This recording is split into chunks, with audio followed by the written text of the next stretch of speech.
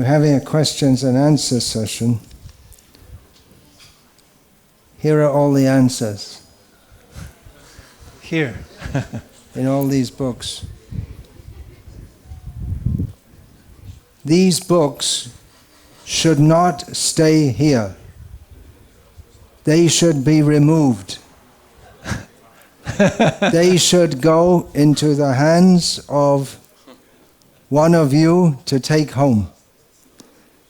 People go on holiday to London and they buy a t-shirt, I was in London, or they buy a coffee mug saying I was in London.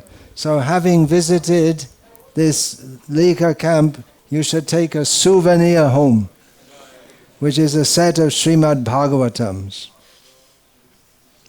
If you don't have a set of Śrimad Bhagavatam in your home, it's like being a cemetery. Place of pilgrimage for crows. Tadvaya samtirtam. Lomanchita Prabhu. Tell them all about it. Please come here.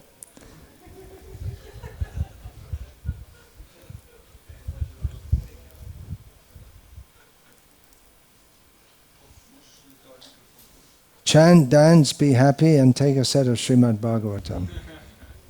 This is in Croatian, isn't it? No, it's English. Oh, it's in English. Yeah, English. And if you don't know English, then you learn English.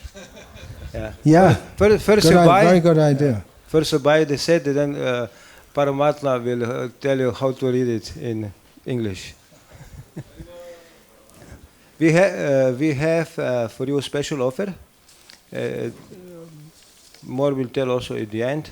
We will invite the Atlanta devotees, especially our dear guest Bhakta Matthew, who is serving directly under the guidance of Mahotsava Prabhu. He's the most ecstatic or crazy book distributor in the world, in positive sense. He's putting the most sets now, and they will practically demonstrate how to do it. So please cooperate.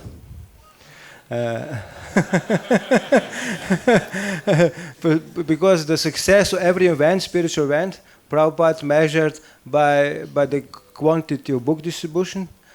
For Prabhupada was this like bookstore. Like he told, where is bookstore? This shop. And it's think about to whom you can distribute. First, charity begins at home, then to your neighbors, friends, relatives. For different occasions, Badra Punir will come, so many celebrations, birthday gift, New Year gift, any gift, no? For any occasion, you can give Prabhupada's books, especially Śrimad Bhagavatam set. And we have special offer today for you. We have 50 sets. One we have here, 50 we have in the go down, is waiting for distribution. This is like Brahmastra. And we What's the special offer? Special offer, yes. Ordinary price is like 300 euros, or we can. And today we're giving it for 500. Yes. You can do more service. More service, yes. Give we can more give money. Extra. Till now they give mostly 300, but you can give today 500. You will get two. You will get two. We have 50 sets. Available now, but you can supply more, there is no problem, for modern technology. And we have also possibility of card paying. You can use any card you have.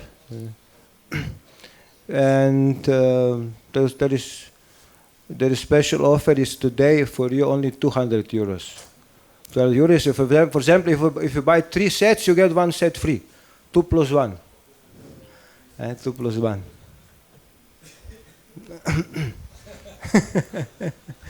And yeah, you are invited. Well, at the end, we will show how they're distributing in Atlanta. Which grihastas here don't have a set of Bhagavatam in their home? Please be honest and raise your hand. Those who have English set. Those who don't have. And we're not talking about the online version. We're talking about that everyone has.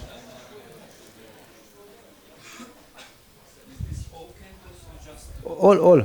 This is complete Bhagavatam. This is new edition, BBT printed new edition of Bhagavatam set. Special offers, special, what do you say? Special gift for your home. Those who have Śrimad Bhagavatam set at home, devotees will worship his home. This is described in Shastra. And become the place of pilgrimage because it's Krishna himself. And you can invite Krishna in literary form to your house, to your home, and you can worship daily by reading, especially by reading, and also by distributing. Śrimad Bhagavatam said, this is the most merciful incarnation of the Lord, because deity worship is very, very difficult. It demands purity and secularization, and so many things you have to learn to distribute deity worship properly. And for Śrimad Bhagavatam, it's very easy.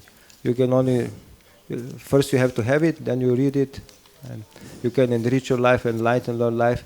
Because it is said that we chant Hare Krishna to become Krishna conscious, and we read Prabhupada's books to stay Krishna conscious. We have this experience, devotees, especially Prabhupada's disciples. Then now you can think how many sets you like to take. At the end, we will take your address, phone number, and you can pay cash by card. Also installments is some possible. Some cards is possible also installment.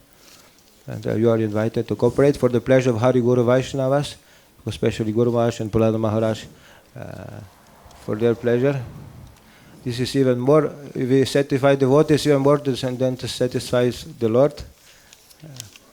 And this is also the highest worship of the Lord is if we take sacrifice for others. Tapante loka tapena. This is from 8th canto when Shiva drank the poison. This is the highest worship of the Lord, to take sacrifice for others' benefit. Thank you very much. If you add something you want to add, something. Guru Maharaj? At the end, Yeah, again you can announce at the end.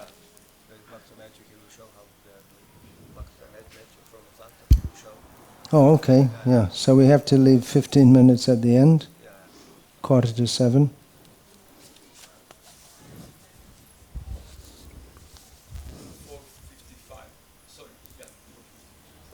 Thank you very much, Hare Krishna. Gauranga Prasad? See here. Where's my watch? We'll start with this.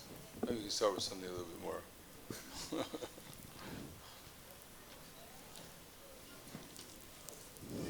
Serving Krishna's devotees is higher than serving Krishna. Why don't we put Shiva, Yamarajas, Brahma on the altar and worship them? Or also chant Om Namaha Shivaya Namaha.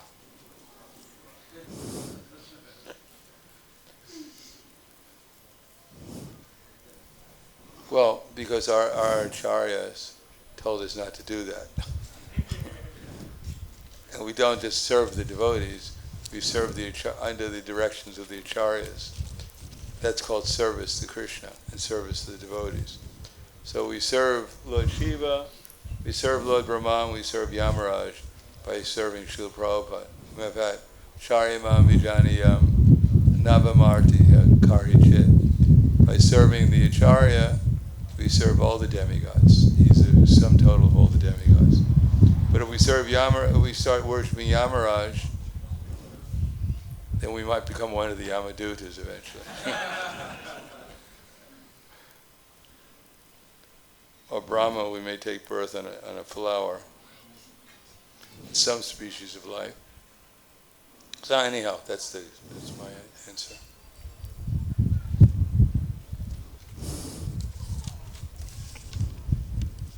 I have two similar questions directed toward me. about the ideal relationship between myself and my female disciples. What do I prefer? How should we serve you? Is one. And another, what is the proper etiquette for a Mataji when interacting with her spiritual master in regards to paying obeisances, the distance to offer obeisances, giving gifts, and communicating with them. Who has asked these questions? I request you to ask some of my senior female disciples, some of whom are present here. Sundari Mataji is here, Gauri, Naradi. Who else? Those just come to my mind. Ask them, and they can tell you. All right? That's called delegating. All right.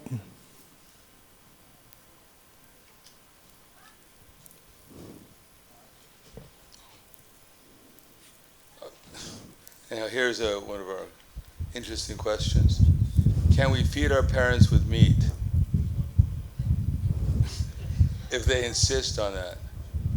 Well, it depends how old you are. They depend on us, but we depend on them, financially or otherwise.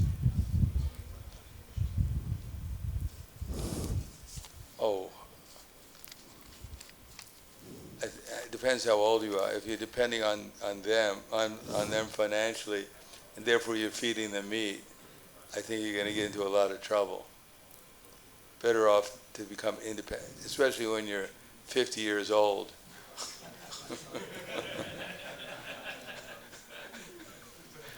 And your parents are treating you like you're 5.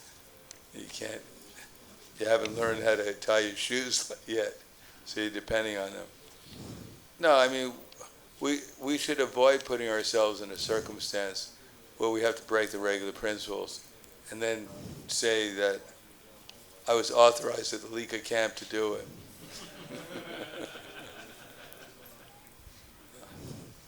And now consult with your guide. Don't consult with me. Thank you. I have 2 questions here concerning proper behavior of brahmacharis. One is about misogyny in brahmachari classes, with systematic and methodic cherry-picking of the worst shlokas describing female nature in brahmachari classes. Another question is about use of social media for so-called preaching by brahmacharis.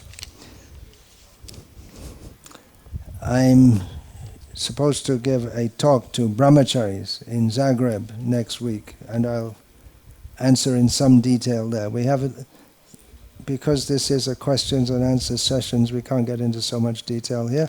I plan to speak on that, in these 2 questions, next week in Zagreb, and it'll be published, Krishna willing, on Facebook and YouTube, and stay tuned. It's next week. It is said that we are nitya-baddha, eternally conditioned souls. Does that mean that we were never in the spiritual world? Well, these are 2 different concepts. That is, even if we were in the spiritual world and we left it, then we become nitya-baddha. And when we go back to the spiritual world, either we're sadhana siddha or we're nitya siddha. That those who are liberated, they become nitya siddha. Now, whether we were in the spiritual world, what difference does it make? Right now, we're in the material world. And even if it's like trying to find out what you did in your past lifetime. Everyone wants to find out if they were an emperor or a princess. What happens if you found out you were a frog? What would you do? Better go back to the spiritual world, and then these questions will be answered. Prabhupada says in the Bhagavad Gita that these things are inconceivable to us presently. Although Prabhupada did answer it, and occasionally he answered the question. He said back home, back to Godhead. So I think that should be sufficient. That we nitya-siddha Krishna prema sada kavanoi. At least presently we should have the conception that at one time I was with Krishna and that I fell from the spiritual world. And then how did we fall from the spiritual world if it's all blissful there? How could we, then we get into all these questions that we can't, even if someone gave us the answer, we wouldn't understand it anyhow. We just keep on asking questions. So better just accept that Prabhupada said we were at one time in the spiritual world and now we're here. Or as Prabhupada said, if you fell off a boat and you were drowning in the ocean and someone came along and you say, before you pick me up, can you answer one question? How did I get here? And the person said, well, I can't figure it out. Well, sorry, don't save me.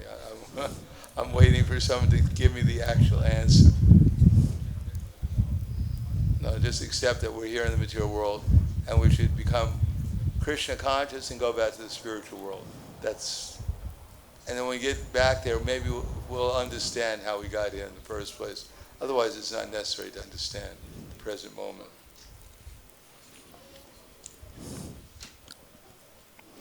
Question for me. I'm just wondering, how did you become a devotee of Krishna? What exactly inspired you? So someone is curious. Someone's curiosity. How did I become a devotee of Krishna?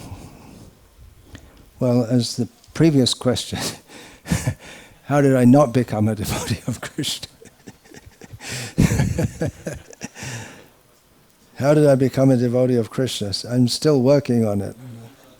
It's not such an easy thing. It's easy to say, yeah, I became a devotee 25 years ago. Wow, that's great. You're really doing well. In this lifetime, I've been working on it for nearly 50 years and still a long way. It's no small thing to be a devotee of Krishna. What exactly inspired me? Brahmanda Brahmite Kono Bhagyavan Jeev Guru Krishna Prasade Pai Bhakti Lata Bij. One who is very fortunate by the mercy of Guru and Krishna can get the seed of the creeper of devotional service. So it's mercy. That mercy I received in the form of Krishna Book Volume 2, which I didn't buy. It was in someone else's house. They weren't interested. I read it. I didn't understand hardly anything, but I understood there's something very serious here. So I thought I should visit the temple, which was in the next country.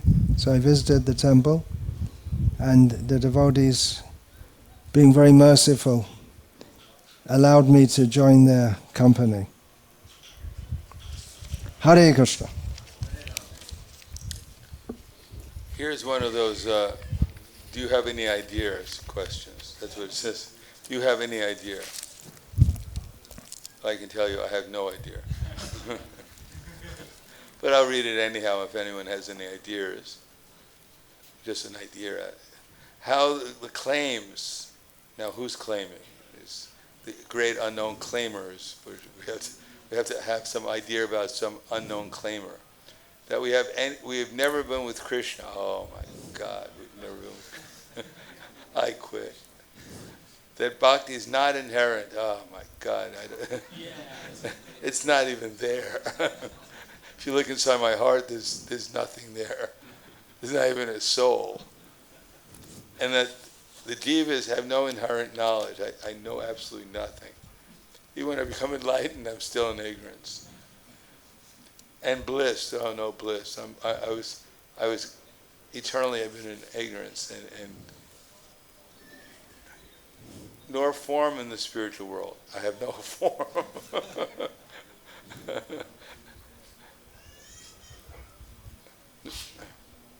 As well, that the svarupa allegedly refers to is what usually called swabhava, rose in the Gaudiya Math and some other branches of our Sampradaya. So our svarupa arose from the Gaudiya mouth.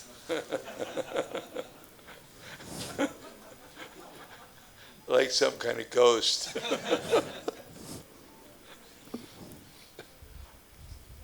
They claim that those who are teaching, they claim that those are the teachings of Jiva Goswami, but from whom I have seen in the Paramatma Sandarbha, it appears that he does not say anything to that effect about the jiva's nature. I'm surprised. Jiva Goswami doesn't say, we arose out of nothing. I thought that was commonly understood. We arose out of the Gaudiya Math from nothing.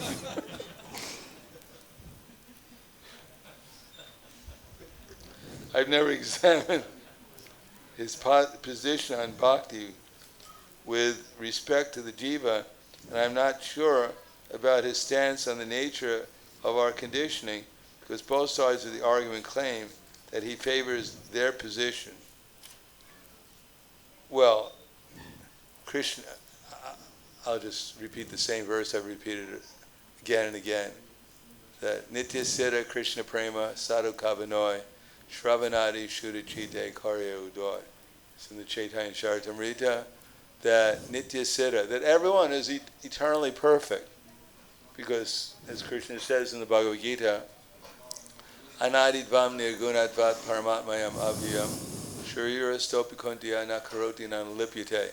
That those who can actually see within eyes of knowledge can see that the soul is eternal and transcendental and beyond the material modes of nature. Despite contact with the material body, O Arjuna, the soul is neither doing anything nor is he actually entangled. So the material nature has never touched us, and we never really touched the material nature except with our consciousness. So whoever we are that eternally. Material nature doesn't change that. So nitya-siddha Krishna prema, so as soon as we come in contact with Krishna again, our natural tendency to love Krishna will be fully revised, awakened, because Krishna is unlimitedly lovable. We love so many things in this world already that are not as even lovable. We love them anyhow. But what to speak when we come in contact with the supremely lovable and attractive personality, Krishna, and his devotees, then our tendency to love will be actually manifested fully. And what is the process? Nitya-siddha Krishna prema sadha kavanoi. The sadhya is shravanadi, by hearing, and adi, and hearing and serving, and the different processes of devotional service. Shuddha chitte karya udo. Then our natural, pure nature will arise again. So that's what our philosophy is. Do I have any idea about these other claims? Luckily, I don't have any idea about these other claims.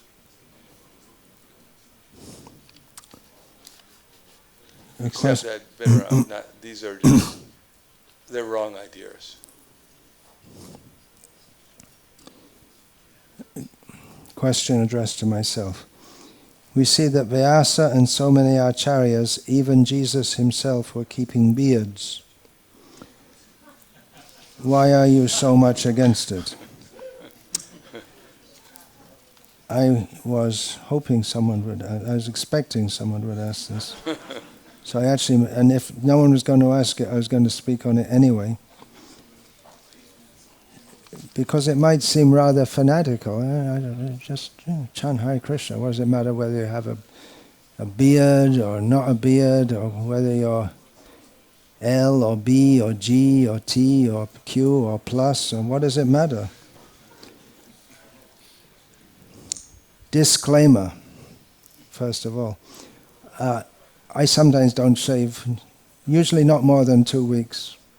If I'm sick, or sometimes if I'm on a farm and I'm not going out in the public for preaching, sometimes I also don't. So, disclaimer. But I don't keep a nicely trimmed Van Gogh kind of beard.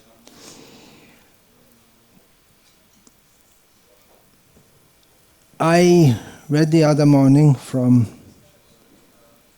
Srila Prabhupada's commentary to Sri Chaitanya Charitamrita. in which he commented on Chaitanya Mahaprabhu not liking to see Sanatana Goswami looking like a hippie. Daravesh. Or hippie, Prabhupada says. Prabhupada, he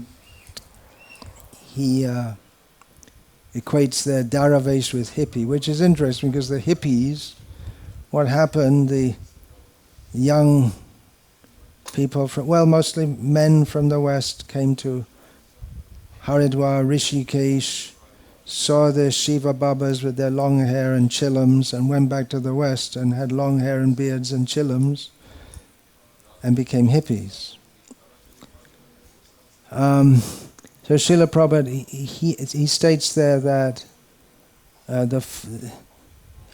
I'm paraphrasing, the followers of Chaitanya Mahaprabhu find long hair objectionable. And there are several instances we can find where Srila Prabhupada got on the case of certain of his disciples for having long hair in terms of not shaving their head and for growing beards. In this regard, there is an anecdote where, first of all, I should say that in the early days of the movement, Srila Prabhupada, he didn't make an issue of this. He would initiate people with very little conditions whatsoever. But later he became more strict. So we can understand that to get things going, he was very liberal, but gradually he wanted to introduce, he did introduce more standards of Vaishnava behavior. So the one anecdote that one devotee said to Srila Prabhupada that, Krishna had long hair, Jesus had long hair, so what's wrong if I have long hair? And Srila Prabhupada said, because you are now my disciple. That's what Srila Prabhupada wanted. There was a case where Srila Prabhupada was asked about Bhaktisiddhanta Saraswati Thakur. There's a photo of him with quite a long beard, and Srila Prabhupada replied that that's during Chaturmas. Sometimes the Acharyas, they grew beards during Chaturmas. But Chaturmas doesn't mean just growing a beard. There are many rules to be followed.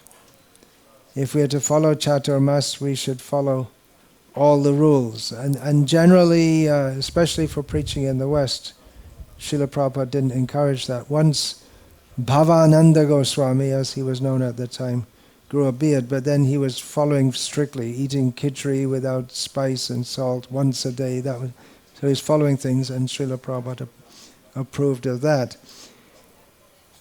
The great Acharyas, everything they do is a manifestation of their ecstatic love for Krishna and their desire to communicate that to the world.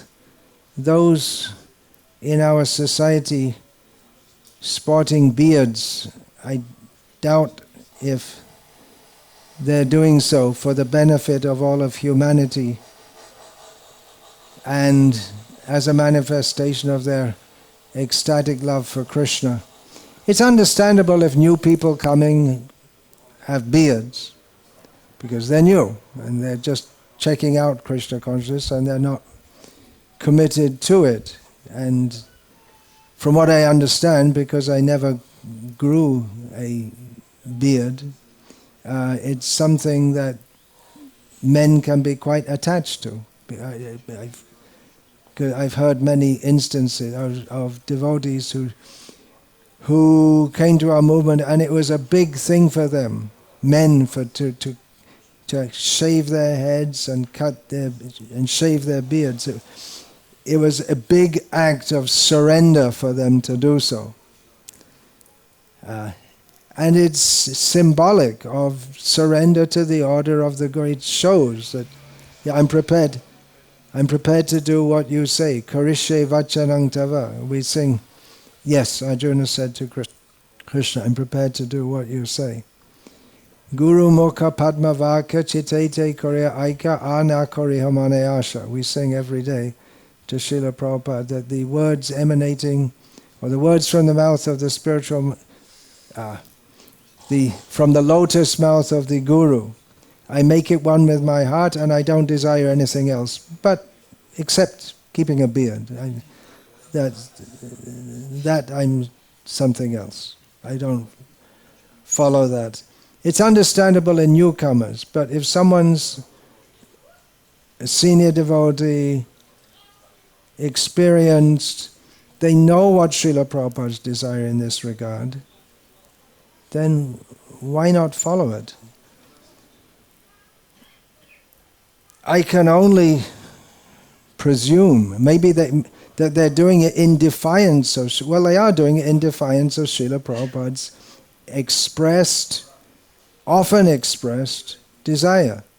Now maybe they don't consciously think that I'm doing this in defiance of Srila Prabhupada, but they know what his desire is. They know what his order is in this regard. So it's symbolic of an attitude that I do what I like some things in Krishna consciousness, and I do some of the things, and things which I don't like, I don't do. I don't care, and I don't care what anyone says, because I have my own ideas. We may think it's a small thing, growing a beard, and again, if it's a few days' growth, that's one thing. But to have it as a permanent symbol of one's identity, because how we dress and how we appear is symbolic of our identity, right? That's why police dress in a certain way, and punk rockers dress in a certain way, and skinheads and Hare Krishna devotees are supposed to dress in it. It's symbolic of who we are and what we stand for.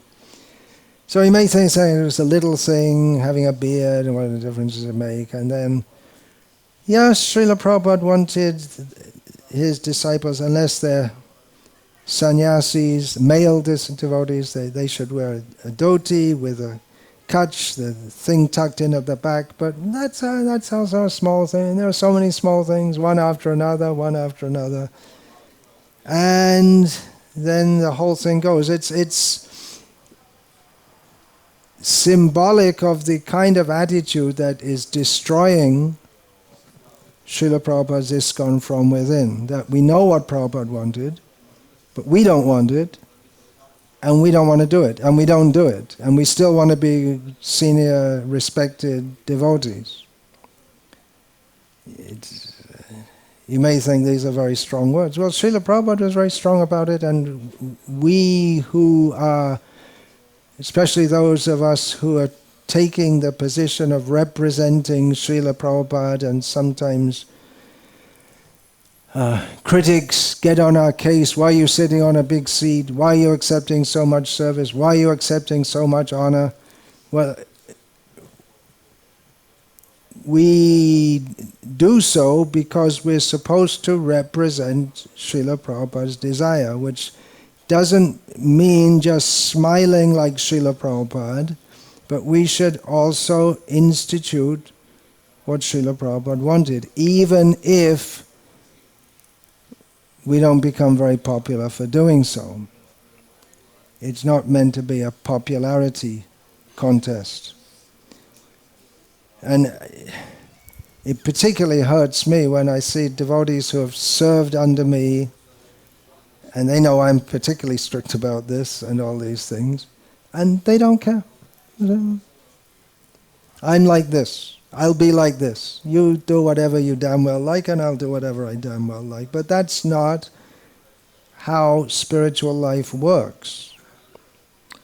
Spiritual life means there are rules and regulations. There are those supposedly within Srila Prabhupada's society who openly say, well, rules and regulations don't matter. It's all the feeling in your heart. Well, if I look in my heart, I see a lot of lust and greed and anger and envy and pride and illusion and madness and misconceptions, and That's why I need to follow rules and regulations, and that's why Sri Chaitanya Mahaprabhu, who brought the highest gift of Krishna Prem, gave so many rules and regulations to help us come out of this. And this idea that, well, we don't have to follow any rules, that's exactly what, it's just in your heart. That's what Sahajias say. And that's how we're all becoming Sahajias, step by step, little thing by little thing. The frog getting cooked. So that's it. That's what I have to say about that.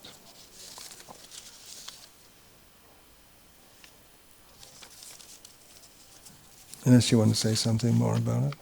No, I think that's good. What do you suggest to those couples and grihastas that can't have children or don't want to have children? No problem. First of all, although it says in the scripture that grihasta life without children is like a desert, so therefore we have to. But grihasta life is a grihasta life. It's meant for spiritual cultivation.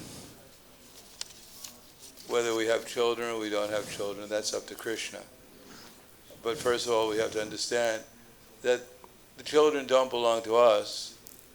They're actually spiritual beings just like we are. And we simply are taking a responsibility to bring them up to become Krishna conscious. And we don't have children, then we can make the sadhus as our children, or make others as our children. We don't have to claim that these are our children, because they're not our children. Everything and everyone belongs to Krishna. And if that's Krishna's desire, that we don't have children or we can't have children, the fact is sooner or later we're going to have, the children are going to grow up. They're not always going to be children. And you can only have children for so many years unless you're ajamil, which is not recommended. So, whatever the situation is, we serve. We serve the devotees, we serve the ordinary living entities, we serve the innocent people, and we go on with our Krishna consciousness. If we're householders, if we're man or woman, then we still serve. It's just a question of accepting whatever circumstances we're in. Tatenu kampam susamikshmano. That due to my past activities, that I've been placed into this circumstance, and I see it's Krishna's mercy, and therefore I go on with my devotional service, and because of that, I become eligible to go back to the spiritual world. Nowadays, many couples meet each other in their late 30s to 40s, which is when the couple is not too old. When is the children not too old for children? Well, if you ask Ajamil,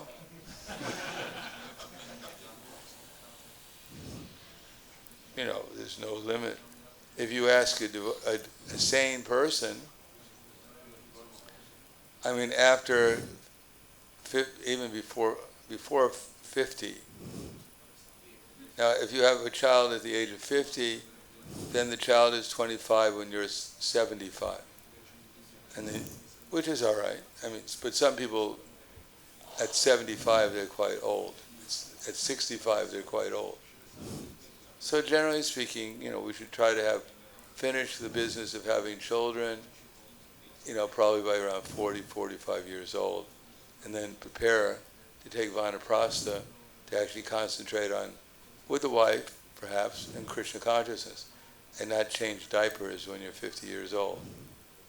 It'd be quite wake up in the middle of the night. Wee. Oh, you're so cute. By the time, we should be a little more mature by the time we're 50 years old and think of something else other than wee. That's when you're 15, 20 years old or whatever. Okay. For reasons I won't get into now, I do encourage my grihasta disciples to have children. which is maybe one reason why you should look around before approaching someone to be initiated, because different gurus have different outlooks on certain issues. I'm saying I do encourage my grihasta disciples to have children. Until what age? Any age? Well, if they get married at 45 and till 30, and the wife is 38 or something, still, of course you have to be a little careful when the women are older and they haven't given birth. There's the Down syndrome problem or possibility is there. But as a general principle, I encourage marry young, have children, and retire young as a general principle. And like I said, I won't get into the details now because there could be so many details. I did discuss it a little bit in that mother's book. So there may be different outlooks. But the basic point is, as Maharaj said, we're all here to serve, we're all here to go back to Godhead, we're all here to organize our lives in such a way that we can be Krishna conscious. Question directed to myself. I'm not satisfied with Krishna consciousness in the place where I live. I would like to join a community, but I don't know which one. Every place has their good and bad sides. How to choose a good place for practicing Krishna consciousness? Exactly what you consider to be good might depend on so many different factors. There's no place that is perfect. Generally, we're looking for good association. And again, there's no place that is perfect. Exactly what you want, what you're looking for, what is suitable for you. There may be so many things. Yesterday or the day before, I was discussing with devotees, same very question about moving to a community, and I'd suggested in Ljubljana, there's nice temple, but then the question came up that it's in a very expensive area of town and not many people can afford to rent in that area. So there may be so many pros and cons. How to choose, there may be so many factors. So it's too general a question. You have to see your situation and what you're looking for, what is practical for you. For instance, if you drive a ferry from Zada to the islands, anyone does that here? Damodar saying. It would be not very practical for him to move to a community in Zagreb because it's too much to commute every day from Zagreb to Zada. So he probably has to stay where he is. So there are so many different factors. One thing is, if you're not very satisfied with the situation where you are, you could try and preach and bring more people into Krishna consciousness, or try to uplift the devotees who are already around you and make a good community in your own area. How about that? That's a suggestion.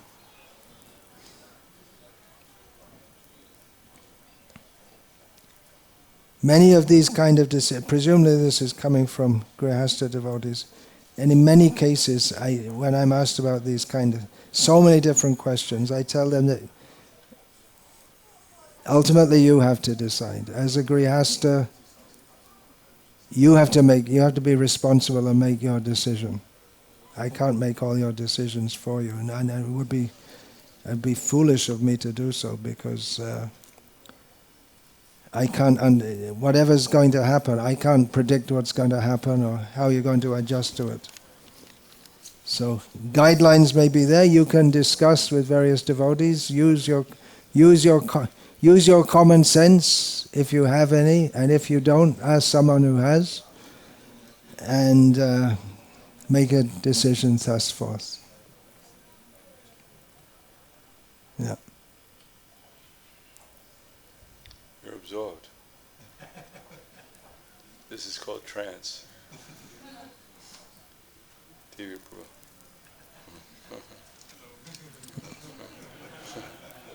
skipping through the... Getting questions, while you are answering them. Hare Krishna. I can't answer that one. How to find out what is our original relationship with Śri Krishna? Chant offenselessly Hare Krishna. Go through the stages of Shraddha, to Sadhusanga, to Bhajana Kriya, to Anartha Nivritti, to Nishtha, to Ruchi, to Sakti, and then you'll get some hint at Bhava. And at the stage of Prema, you'll know. So just do that and everything will be all right.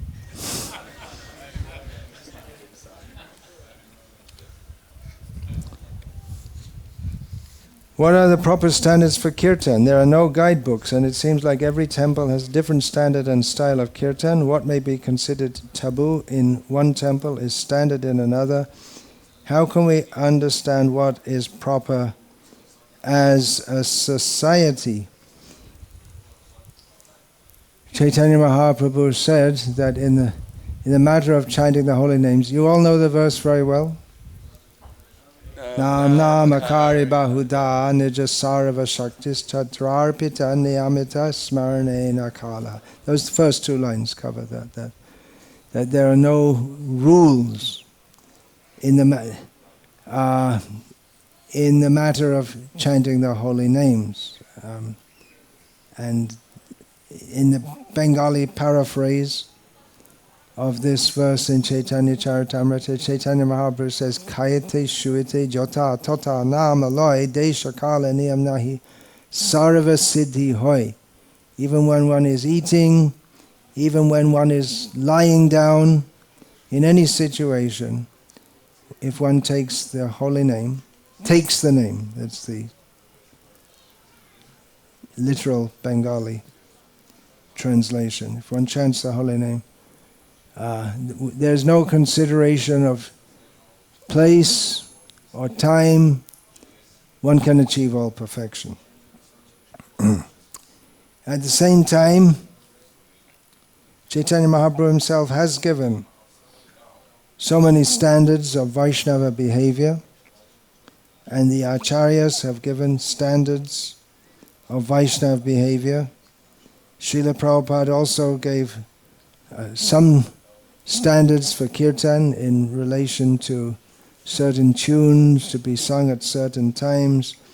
In the early days of ISKCON, Srila Prabhupada encouraged people to chant really with no rules and regulations, except as we heard yesterday during one kirtan when one young woman present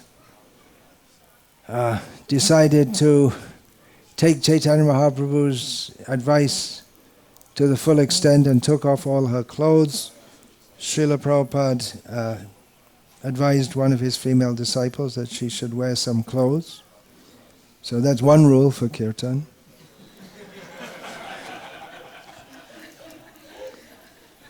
It's not in the Shastra. Someone may say, well, it's not in the Shastra that you can't chant Hare Krishna. You know, it doesn't say anywhere in Shastra that you should chant Hare Krishna with clothes on.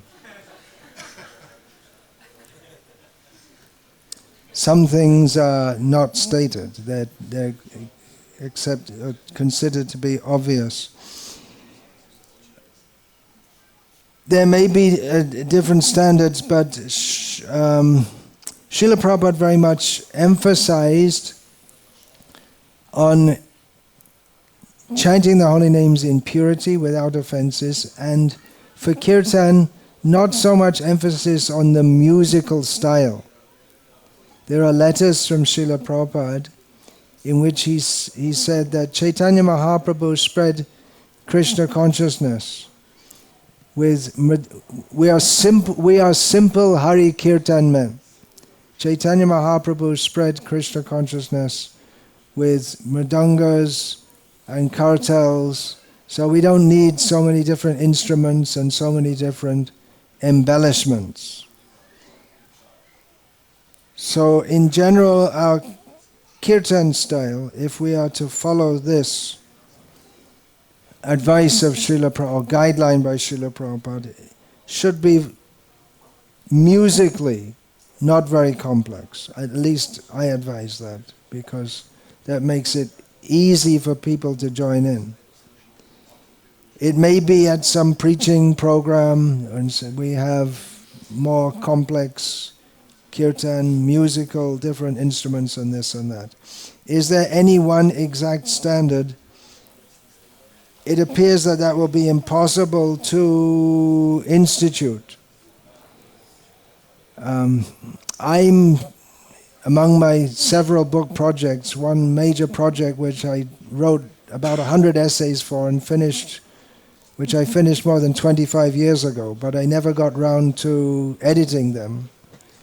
So one of it's a book on Vaishnav culture, etiquette and behaviour, and the editing is going on now. So one of the essays on kirtan is one of the major essays. That comes to about 100 pages, that essay. There are many instructions from Srila Prabhupada on kirtan, on also on what should be chanted and what should not be chanted. It would be good if there were society-wide, throughout ISKCON, some standards, and the GBC appointed a Kirtan Standards Committee. This was maybe 15 years ago. I was a member, Janananda Maharaj was a member, Gunagrahi Maharaj was a member, Harishauri Prabhu was a member. Who else? I can't remember. We went through many points, and then Lokanath Maharaj was a member, yeah. So we went through many points, and Janananda Maharaj was supposed to compile it ultimately into a guidebook.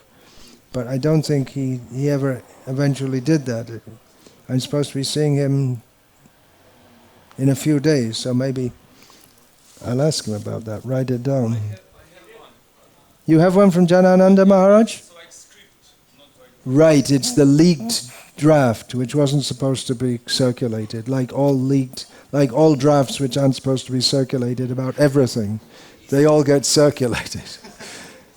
Recently, Jayadvaita Maharaj, I think he's in the process of releasing he's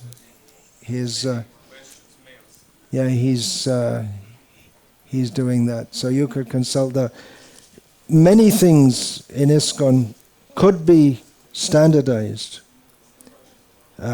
Could or should or will they be followed, just like we talk about dress standards, appearance standards, initiation standards is somewhat standardized. Is there room for individual expression? There are many big questions which our society hasn't taken up. Dr. Thomas J. Hopkins was a scholar who first met, academic scholar who first met Srila Prabhupada, I believe it was in 1966, and was immediately very impressed by Srila Prabhupada.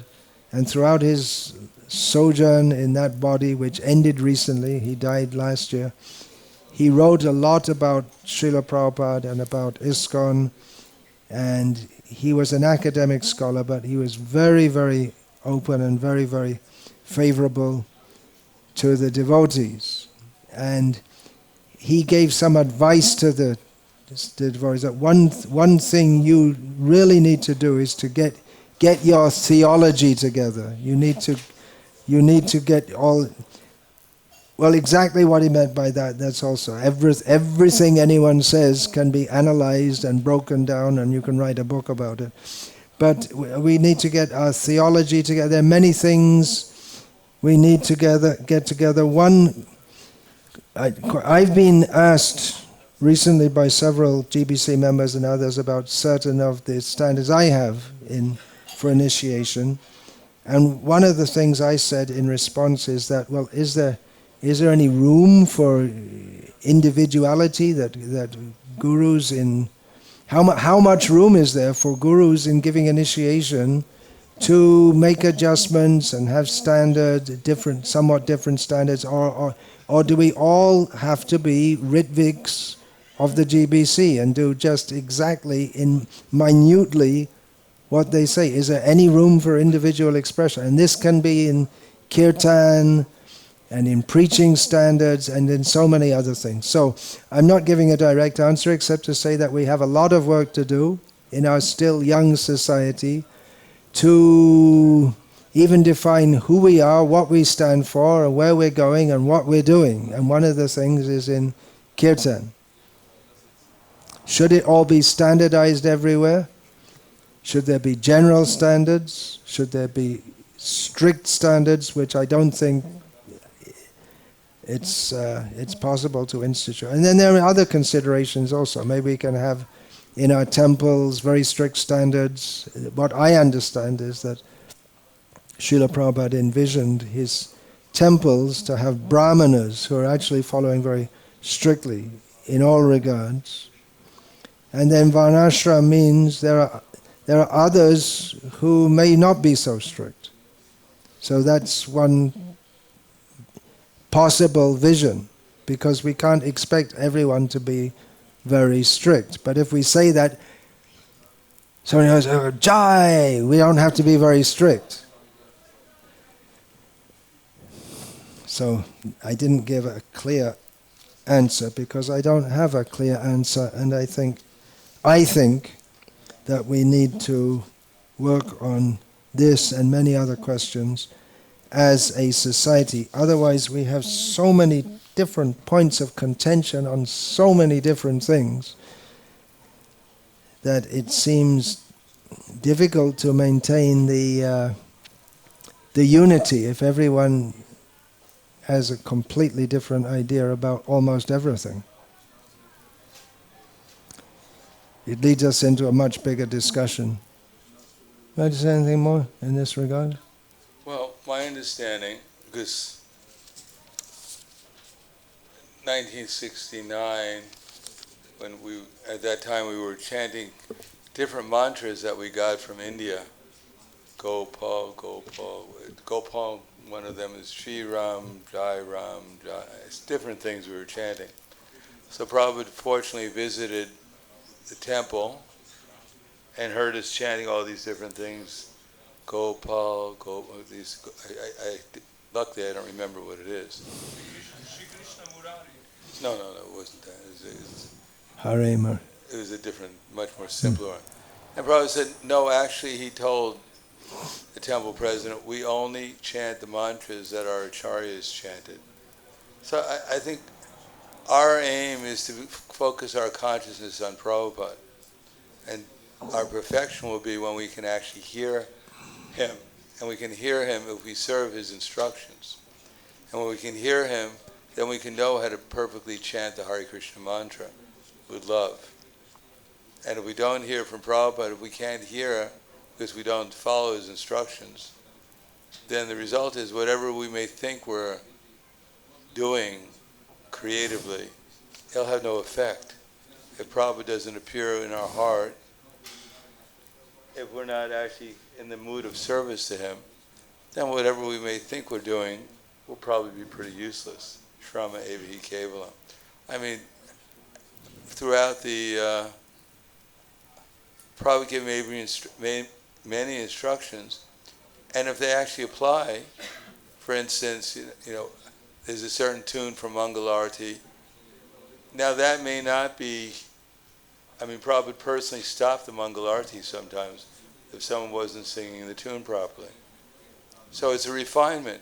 So we may stay on a certain level, and do what we want, even knowing what Prabhupada, that he himself stopped the kirtan a number of times because he wanted us to sing in the appropriate mantra, the appropriate tune. We may say, well, it's not necessary because I'm chanting the mantra. But knowing that Prabhupada wanted us to do that, and if we don't do that, we just stay on a certain level of Krishna consciousness, that's all. It's not that we're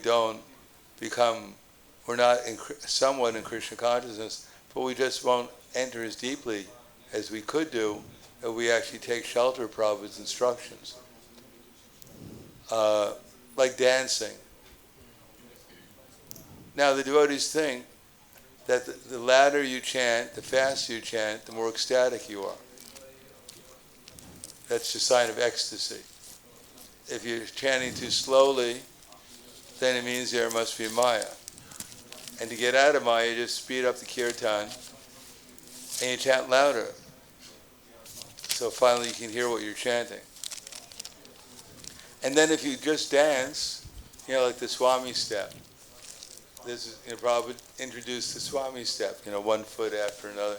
And one may think, well, that's really for the old people.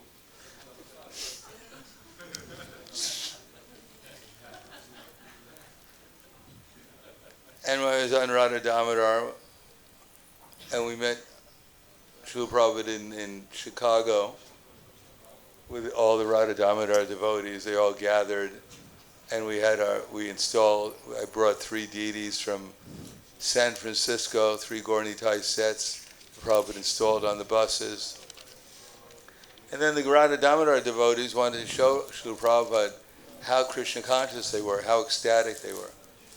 So, of course, the kirtan was going on, Prabhupada was leading the kirtan, and the devotees started with the hot step, and twirling around, and, arms, and Prabhupada immediately put up his arm and said, stop. And then he went, oh, Prabhupada, you're so out of it. No, that's what... And then if you tell someone that, they'll think, who are you to tell me how to dance? You think you're Prabhupada? Well, no, I'm just repeating what Prabhupada did. Oh, yeah, that was when he was older. Whatever. Anyhow, because actually, friends, it makes sense. There's some intelligence behind it. Our whole idea is we're trying to listen, we're trying to hear, and we're trying to chant with devotion. We're not trying, it's not a gymnastic class. And if you're twirling around and twirling, if it's not out of genuine ecstasy, because, you're experiencing prema bhakti, and you're just putting on a show. However, one may think what ecstasy is, or as Prahladananda Maharaj once said, they asked him, should we ask all the ladies to leave the temple because they're bothering us? But then he said, but if you do that, who will you dance for?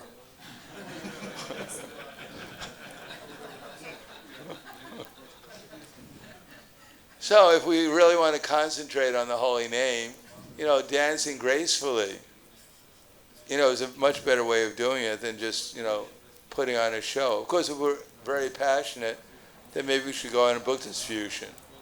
That's the best place to, to utilize our passionate energy. And that's good. Hare Krishna. How should we honor Tulsi Maharani Prasada? Is it okay to chew? Or should we only swallow her?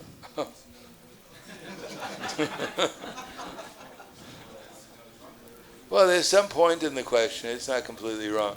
Tulsi Maharani has a lot of mercury in her, which is very good. Mercury is a very valuable ingredient. I mean, from the health point of view, mercury is, it helps digest anything if you can digest mercury. And Tulsi has just enough mercury. If you eat it, you might be able to digest that much. It's very, very healthy. On the other hand, if you chew the Tulsi leaf, the mercury will probably dissolve part of your teeth, part of your enamel, because it's a very powerful chemical. As far as swallowing her, you might choke. You may go back to Godhead sooner than you thought. By Srimati Radharani's mercy. What if she is big in size? Don't eat a big Tulsi. And hard. Do we reject the Maha and honor her somewhere and bury her? I mean, I must say this is the first time I've ever heard this question about Tulsi being too big and hard and therefore burying her.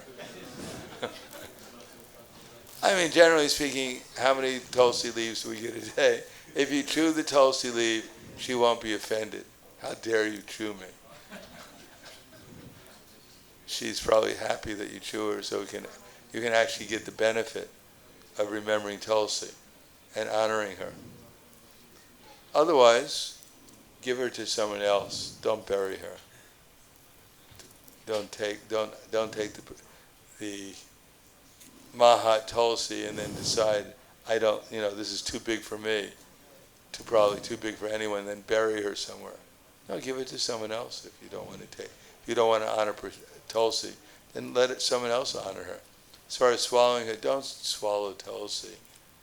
You'll probably choke, spit her, it's not a good idea. To chew 1 or 2 Tulsi leaves is not going to kill anyone, nor will Tulsi be offended. Maharaj, Yeah. in some other Sampradayas, they say we should not chew it, we should just sow. Which Sampradaya says we shouldn't choose Tulsi leaves?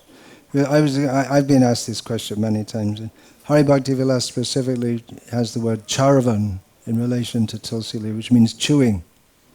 So that's from Shastra. Maybe some other Shastra, which some other Sampradaya brings, says not to chew, but at least Gopal Bhatta Goswami and Sanatana Goswami, Govindasa and Hari Bhakti Vilas refers to it. It's from India. When you go to India in other temples, they say you should not bite, you should swallow. Yeah, but where, what? I can't maybe. Recently I was I was told that some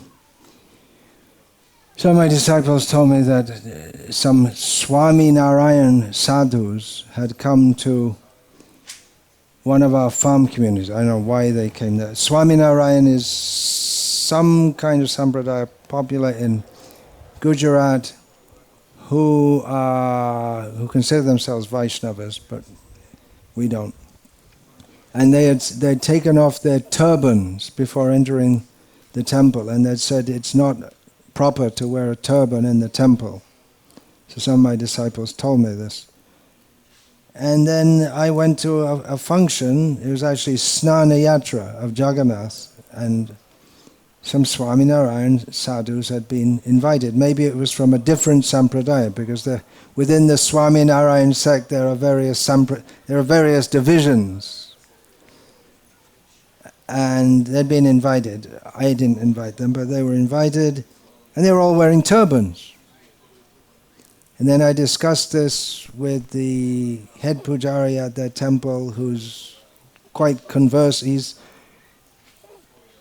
quite conversant with many rules and regulations, and we discussed it. And I said, well, Hari Bhakti Vilas doesn't say anything about that. And as far as I remember, he said, yes, Hari Bhakti Vilas. So you have to be a little careful when you say different sampradayas say this and different. They may be different from what. It may be that a different sampradaya, bona fide sampradaya, says something, and they have shastric evidence for it, or from their acharya. But our sampradaya acharyas say something different, quoting other shastras. So acharya upasanam, we have to follow our acharyas. And it may not be such a big thing that there need not be a split in the sampradaya over whether or not we should chew Tulsi. There have been, in the history of religion, there have been serious splits, not just in Christianity, over what appear to be very small things. So be careful when you quote that some sampradaya says this. I was asking, well, which sampradaya, which shastra, and what evidence? That should be the question. Once I went to Shri's temple, Shri Sampradaya, and priest told me you should not wear your dhoti as you're wearing.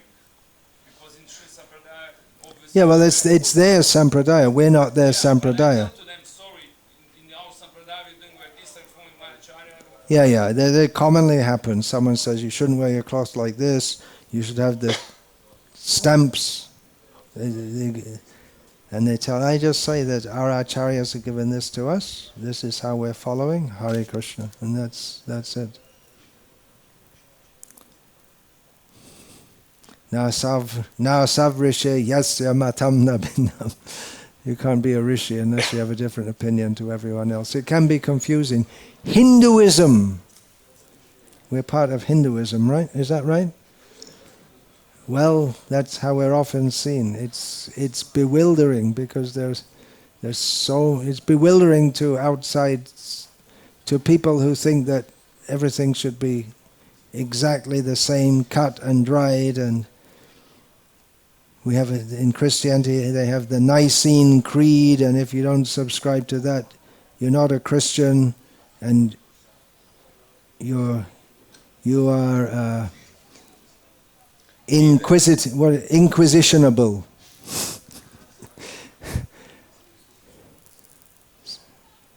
But we're not like that. And I don't think we should get into too much of a fight about whether we should swallow or directly swallow or chew Tulsi leaves. Actually, in my own sense, it'd be good, because if that's all we have to fight about, that means we're not doing too bad. So devotees often say something to me, well, I saw devotees, they're dancing like this with their hands like that. Is that bona fide, to hold your hands like that? I said to him, well, if that was the worst problem we had in our movement, we'd really be doing well, if that's the most pressing question.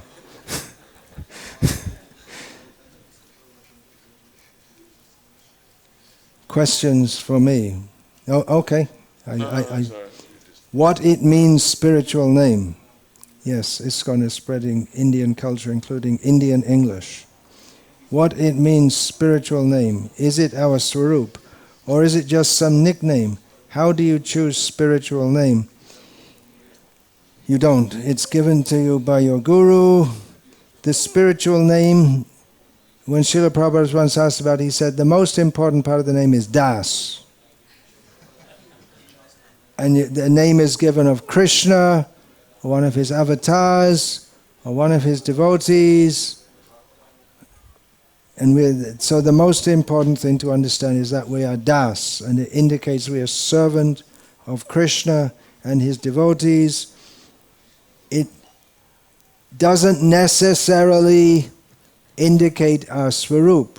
If someone is given the name by Srila Prabhupada or one of his representatives, Ramadas, that doesn't mean that he is destined to be a devotee of Lord. He must concentrate his devotion on Lord Ram in Ayodhya. For that matter, Srila Prabhupada had a disciple called Chandrasekhar Das, which is a disciple of Lord Shiva. Does that mean he should aim to go to Shiva Loka?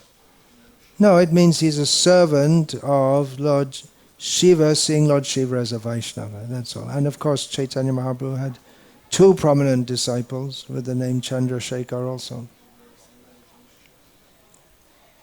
Nickname? No, it's not such a frivolous or light thing. It's more than a nickname. It is our real name, because we're all Krishna Das.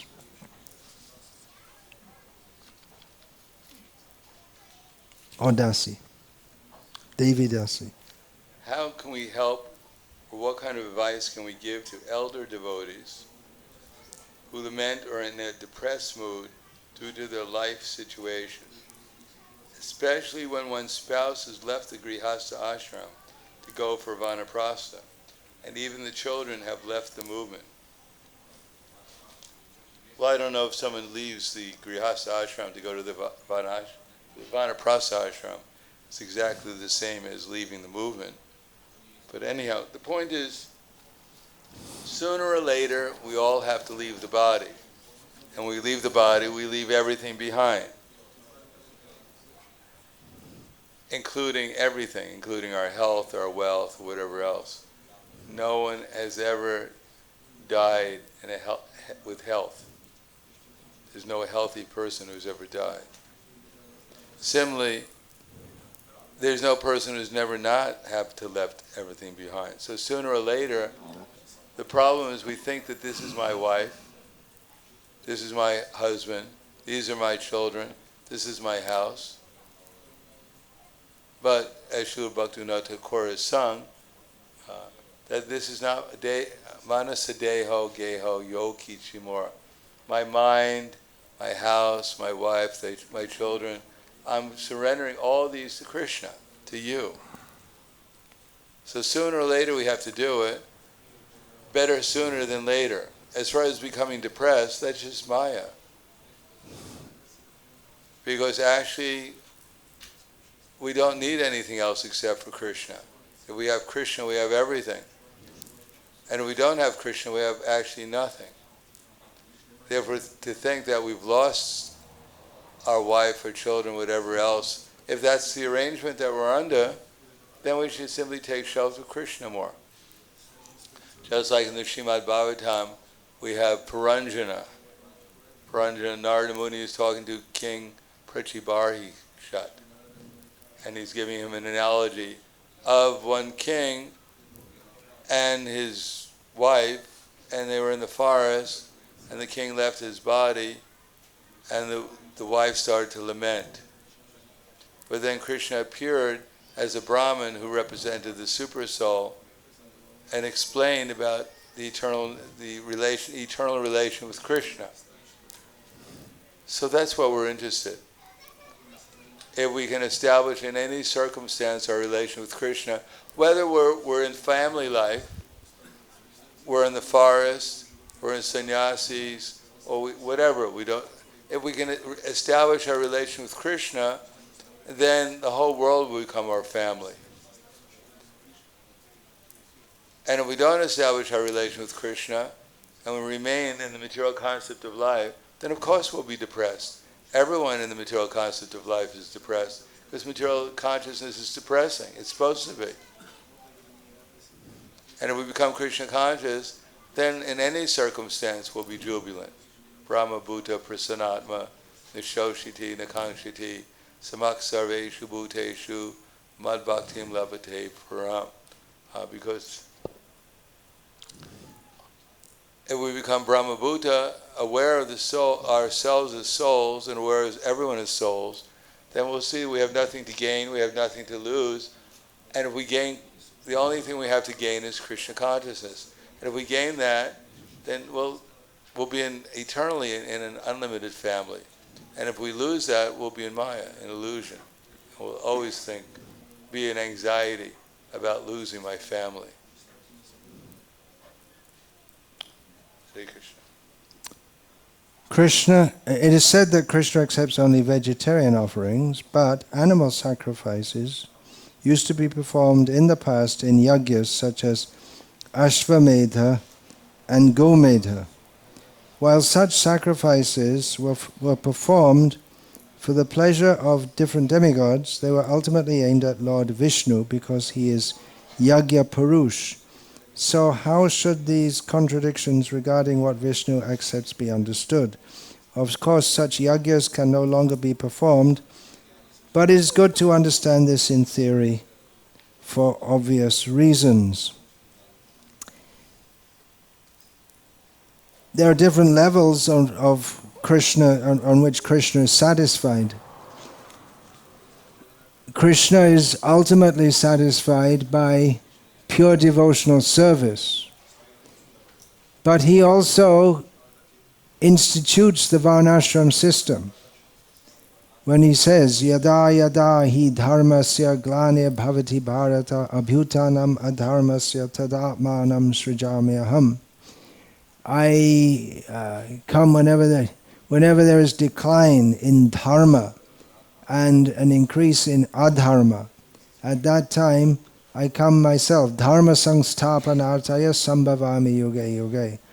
In every age, Krishna says, I come to establish dharma. Dharma ultimately means surrender to Krishna.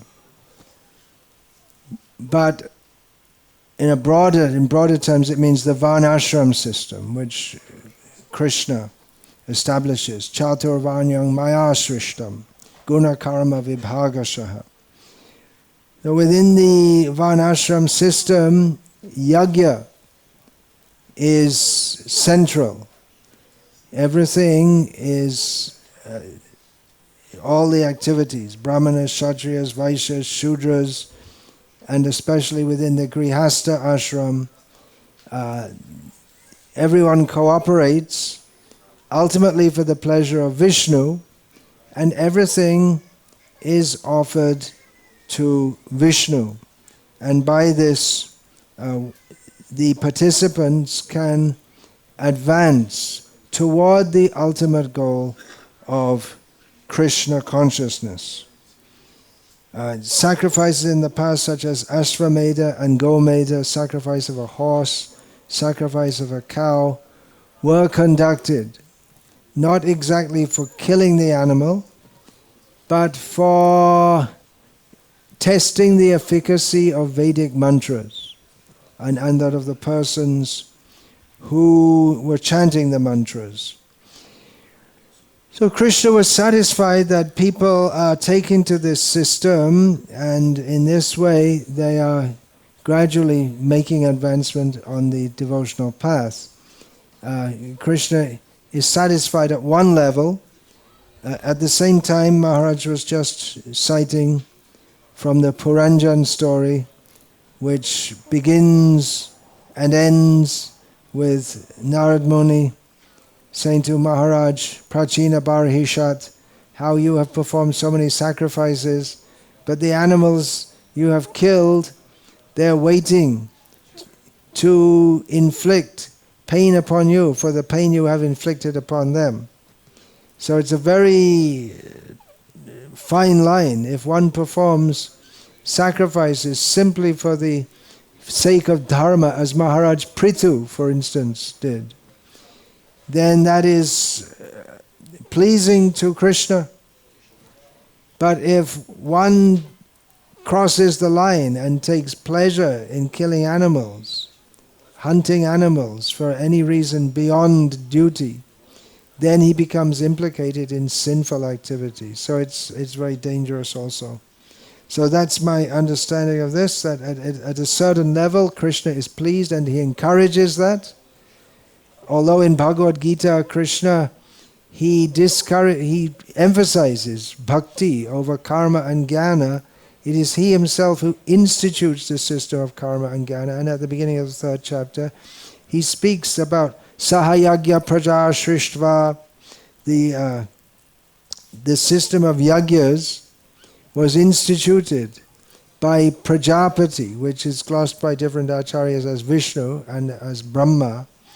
That this system of sacrifices was given at the time of creation by Vishnu and or Brahma, and by pleasing the demigods they will be pleased with you and they will give all necessities. But then later Krishna says that actually what the demigods give is given by me. So there are, even in the Gita, there are levels of understanding.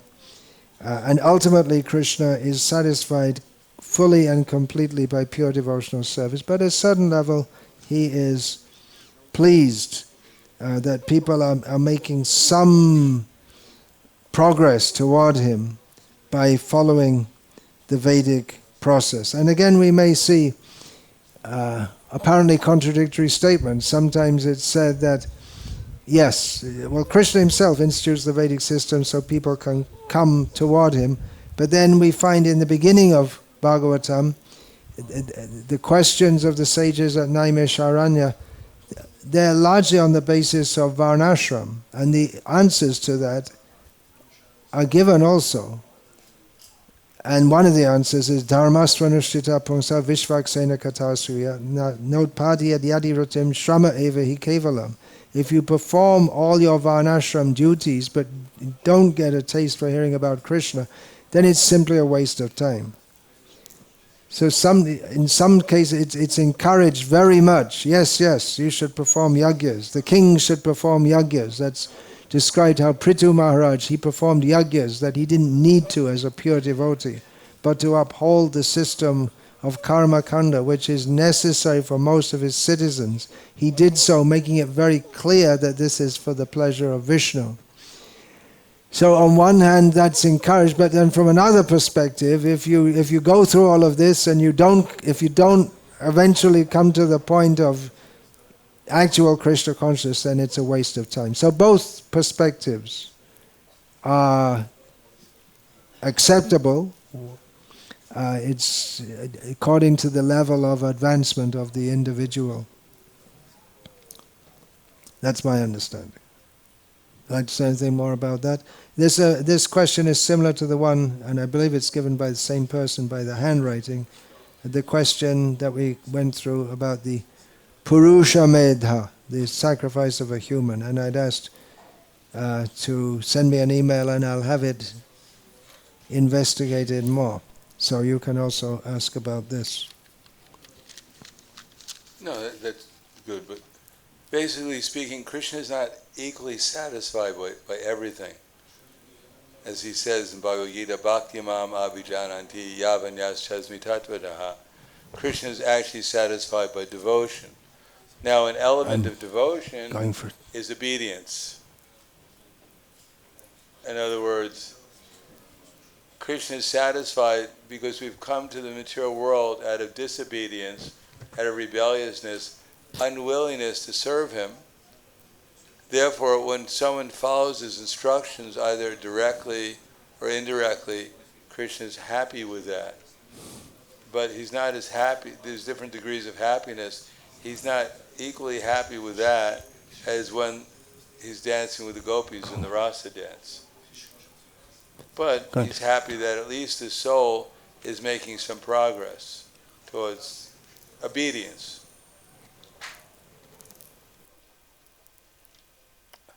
Why does Krishna, I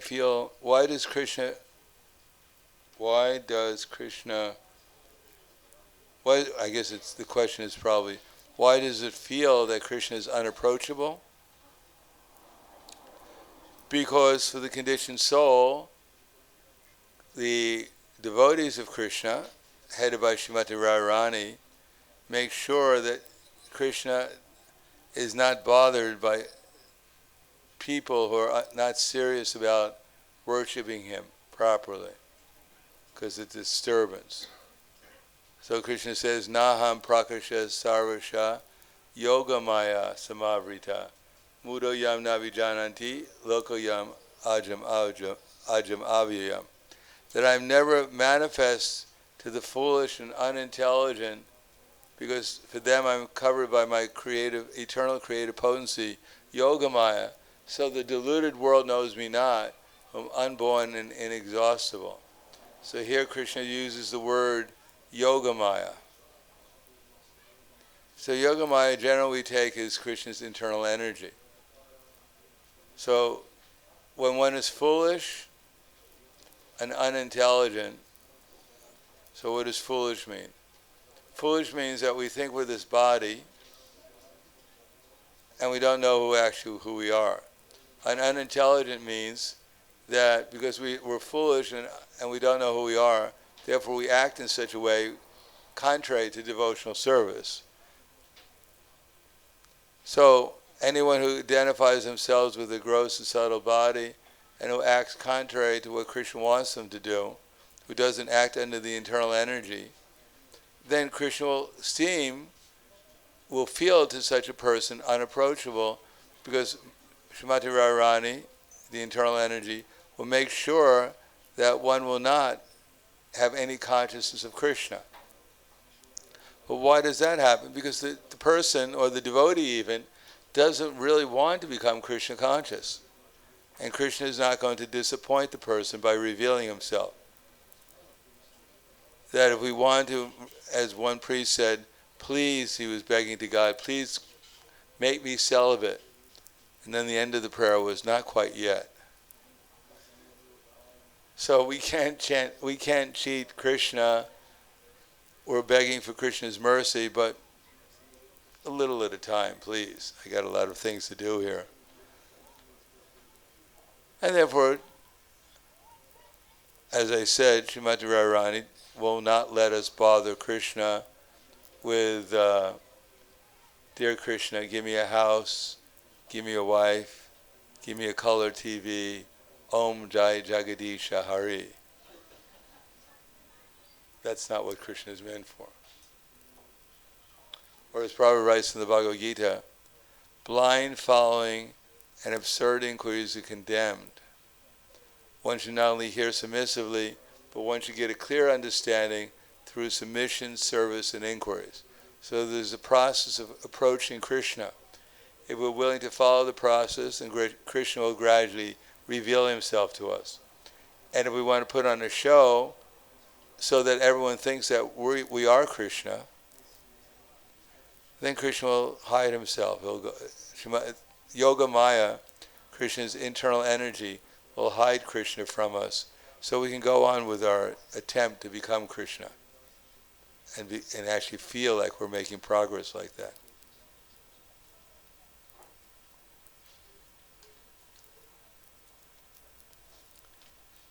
If a blade of grass doesn't move without Krishna's consent, then where is our free will in all this?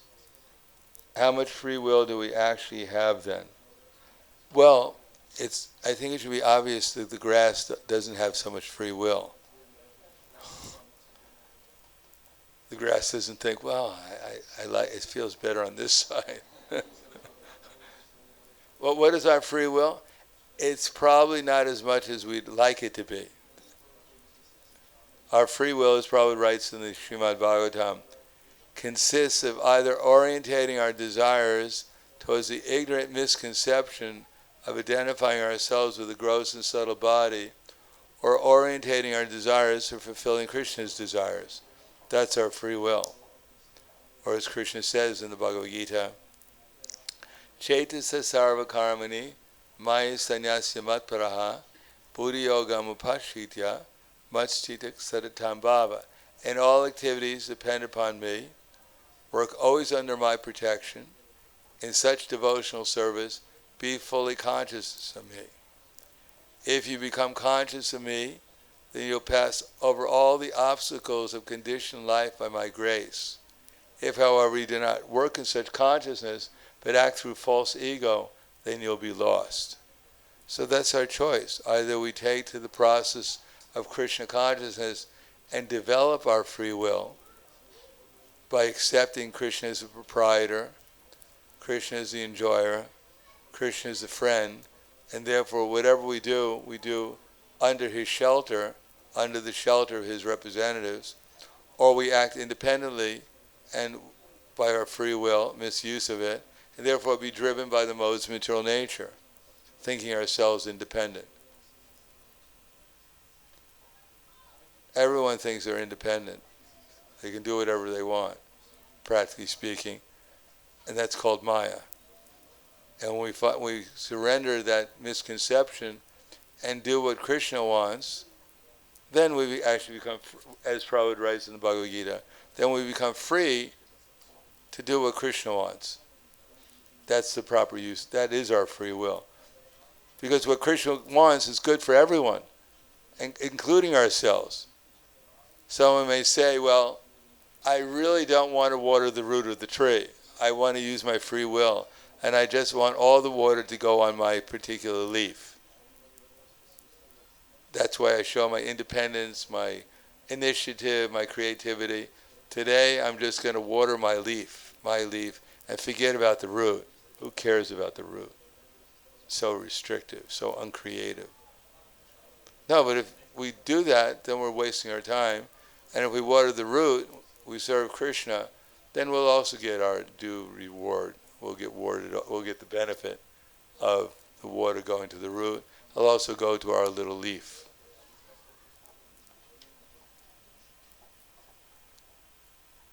How much free will do we actually have then? Not as much as we want in the material world, but a lot if we become spiritually conscious. Because if we surrender to Krishna and we become fully conscious of Krishna, then Krishna will also surrender to us. Krishna becomes the devotee of his devotee, and therefore we can get whatever we want. But as Dhruva Maharaj, when he met Krishna, and when he finally surrendered his free will, Krishna said, he said, my dear Lord, I was looking for some broken pieces of glass, but now I've gotten a diamond like you.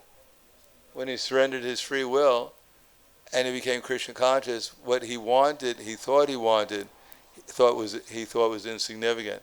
And then Krishna gave him a planet, Dhruva Loka, or the pole star, what he wanted. He wanted a planet bigger than that of his great-grandfather, Lord Brahma, and Krishna gave it to him, even though he didn't even want it, because he only wanted Krishna. Pranam, all glories to Srila Prabhupada. Sky is listed in the Śrimad Bhagavatam as one of the 5 elements. What is sky? Thank you. Kammano Buddha Eva Cha. Sky is ether. Ether is the element in which sound is carried.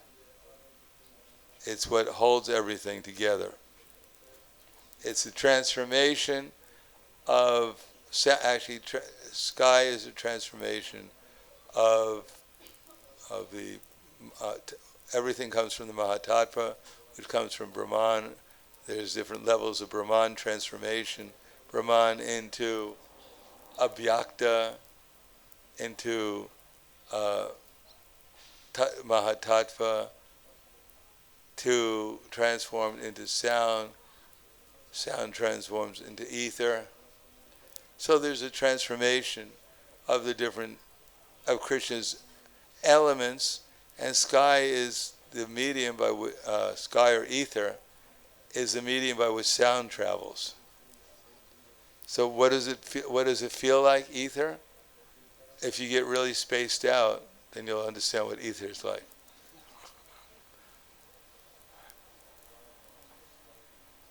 Because we have experience of even something subtler than ether, we have experience of our mind, which is even subtler than ether.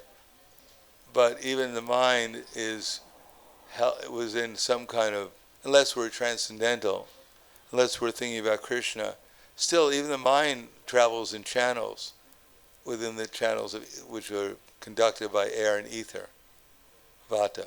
There's a channel called Manasasrota, which the mind travels in. So even our subtle mind, which is subtler than ether, even travels within ether along with air.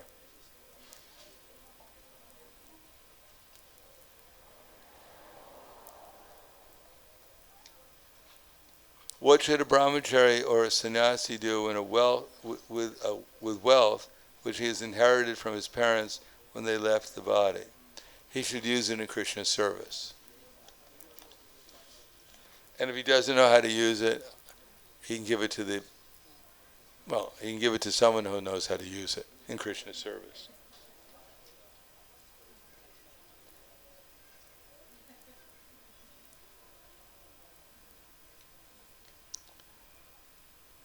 Is it okay to be dishonest or not straightforward with the guru? Disciple may think, if I speak the truth, it will cause pain, anxiety, or even anger to my guru, I guess. The disciple may also think, if I tell my guru, he may get involved and complicate the situation more. God forbid. I should handle the situation personally, yeah. Don't tell the guru the truth, because he may tell you something which may cause you pain or anxiety or anger. And if he tells you something you don't want to do, it may complicate things greatly. You may feel guilty about it, and then you'll become angry at the guru. So yeah, such a person should just do everything himself, whatever he feels like doing, and then he'll find out what the results are like. First of all, being dishonest. Second of all, just doing whatever you want. Handle the situation personally. And then you'll find out what the results will be. You'll get an honest answer from the material energy.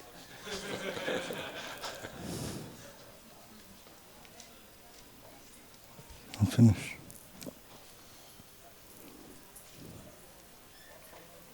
There's a question in Croatian. I'll just translate for BVKS Maharaja. Today in the class, you said that a devotee has to leave his wife when he when he becomes old enough, and that his wife should chase him away from the house, from himself. And what if the wife or husband is seriously sick, and it has to take care of him or her. There are so many examples of such cases, and the care of such a seriously diseased spouses. We know what situation is in the, and then the care of institution about such devotees. Thank you for your answer. What was the last bit? The care of the institution? We know what is the situation and what kind of care, I suppose, institution gives to the devotees. By institution is meant? ISKCON. ISKCON. Shastric directions are general. There may be any number of exceptions, but the general instruction is there to be followed. Even the four regulated principles, there may be exceptions. One devotee said he was sent, BVKS Maharaja was told by Srila Prabhupada to preach Krishna consciousness in Russia. And BVKS Maharaj protested that there's nothing to eat except meat. And Srila Prabhupada said, then eat meat, but go and preach. He was making so many objections, and Srila Prabhupada was rebutting them. And as it happens, there were and are other things to eat except meat. But the basic principle is smartavya satatang Vishnu vismartavya najatu chit. Always think of Krishna, never forget Krishna. Saravidhi nishedasya etayor eva kinkaraha. And all other rules and regulations and directions are servants of these two principles. In the talk I gave this morning, I was emphasizing with many quotes from Shastra, many quotes from Srila Prabhupada, how a man who is serious about self-realization should leave home as he gets older. There may be exceptions to that. The problem is that when we admit exceptions, there are many who like to take the exception as the rule. The general rule is that one should renounce, become detached from family life toward the end of life, if one has the opportunity. Of course, one may die earlier. In the case of someone who is physically handicapped, it may be more difficult to do so. In such cases, one should consult with one's spiritual guides and see what is appropriate in one's situation. ISKCON as an institution, as far as I know, does not have institutionalized care for physically disabled devotees. Whether or not it should do that, and under what circumstances, that is, again, one of those questions which is blowing in the wind. It's not definitively answered. Years ago, I remember, this is 1970s, that it used to be quite common that family in Mayapur, people would come and dump their sick members of their family and say, he wants to be a devotee, he's joining you full time. The devotees became a little wise after some time and became more scrutinizing in who they accepted. So that's the answer. Everything is defined, everything is given in Shastra, but Shastra cannot possibly cover every single situation that can occur in the material world. Therefore, general guidelines are given, and there's a vast body of literature of how different rules are instituted. Mahabharata especially is full of dozens of instances of dharma sankat, or apparently contradicting injunctions. What do you do? The whole Bhagavad Gita is developed from that. Arjuna's dharma as a kshatriya is to fight, but it's also his dharma not to attack his superiors and not to destroy the family. How is it solved? And that requires those who are expert in understanding not only the rule of Shastra, but also not only the letter of Shastra, but also the spirit of Shastra, and how to apply that in individual cases, considering the persons involved and the situation.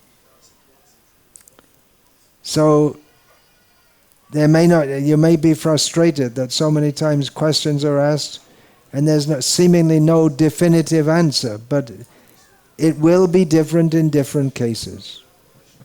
There have been devotees who have been physically disabled, but who nevertheless took the courage to renounce for the sake of spiritual realization, and they're very serious about that. There may be others who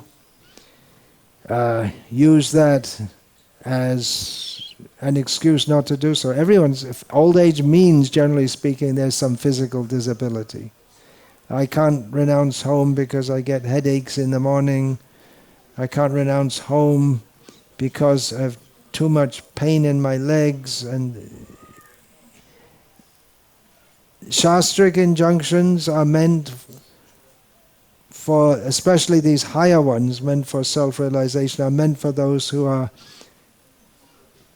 honest and sincere enough to accept them. The Tadvag Visargo verse, the word sadhava, Srila Prabhupada translates that as purified men who are thoroughly honest. So if we're seeking excuses, we can always find so many excuses.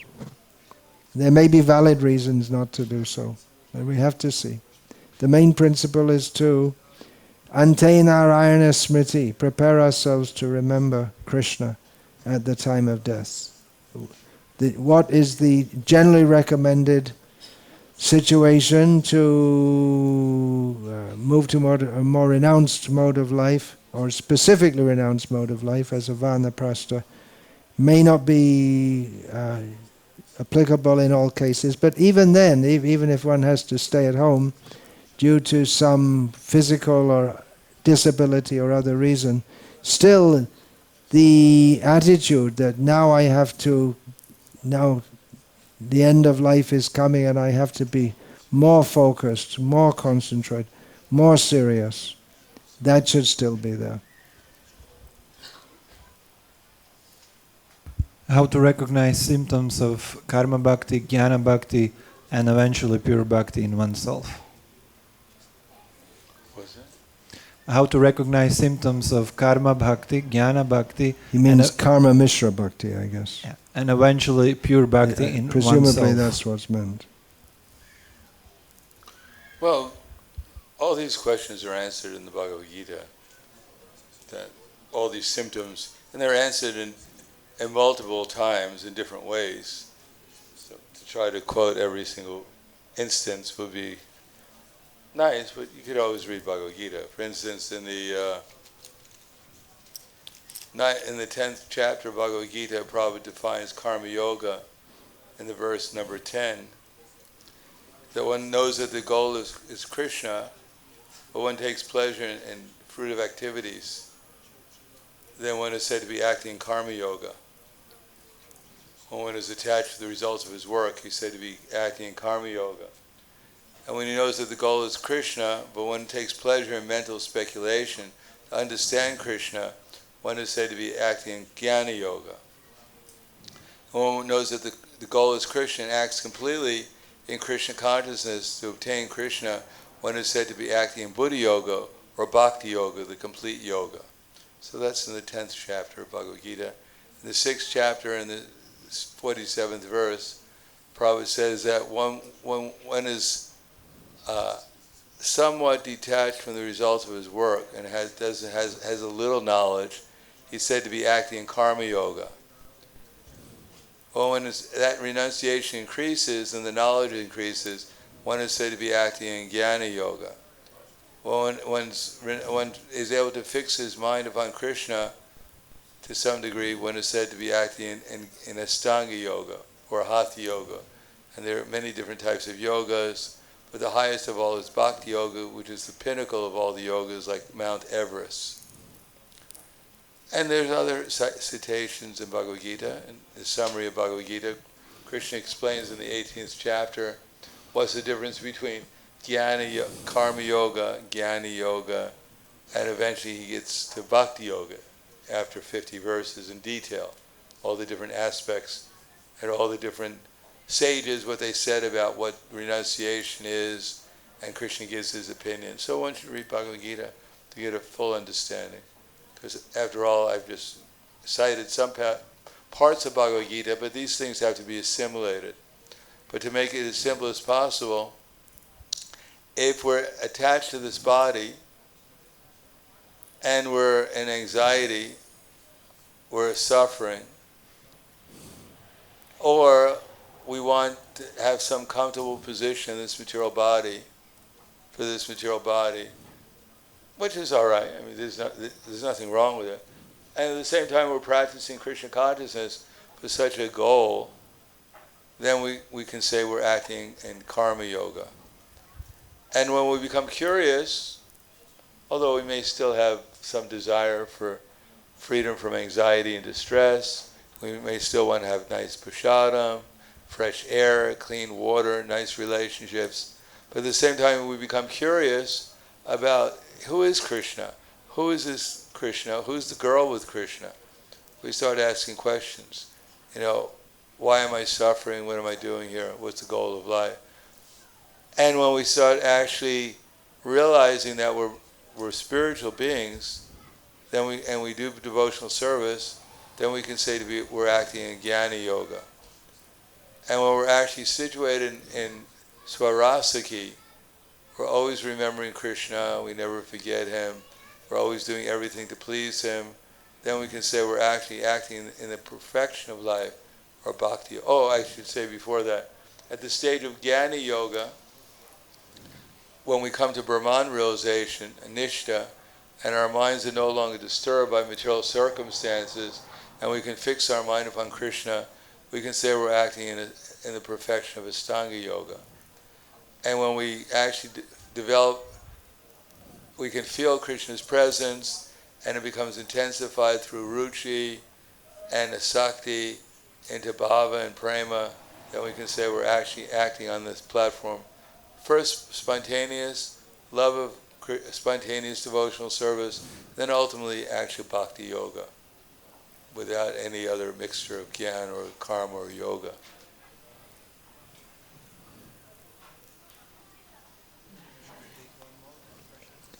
Okay, quickie. How to develop faith in Vedic scriptures when we are so influenced by the different modes of the material nature? How to develop faith in scriptures when we're so much influenced by the modes of material nature. This is one of those how-to questions. There are many such how-to questions. How to be sincere, how to give up sense gratification, how to develop taste for the holy name. One generic reply to all these questions is, see devotees who have the qualities which you wish to develop and associate with them. And then sangat sanjayate kamaha, one's desires will develop according to one's association. We were going to distribute some sets of Śrimad Bhagavatam. Is that right, Lo Manchita? Okay, come and tell us all about it. Let's get to the practical. A lot of theoretical, let's get to the practical.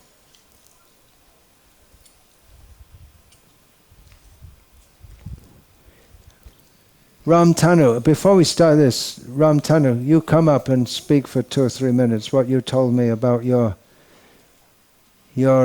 initiation into book distribution after several years of being afraid or whatever. You want to talk about that?